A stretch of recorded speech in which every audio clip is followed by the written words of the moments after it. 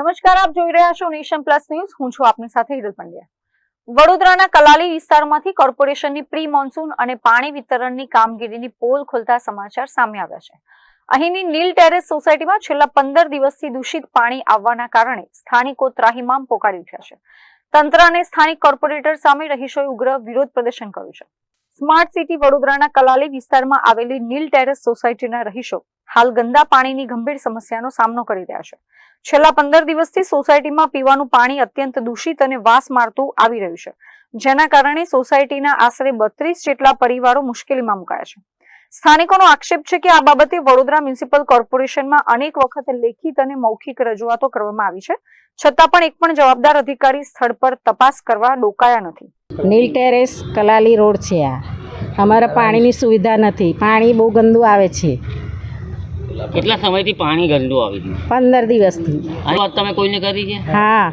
કોને રજૂઆત કરી? એ તો આ પુરુષ લોકોએ કરેલી છે રજૂઆત કોર્પોરેશનનું. અહીંના કોઈ સ્થાનિક કોર્પોરેટરને કે એવું રજૂઆત કરી છે? એ તો એ બધી નથી કરી. આ કલાલી વિસ્તાર નીલ ટેરેસ સોસાયટી આવી વરસાદ રોડ ઉપર શેની તકલીફ શું પડી રહી છે?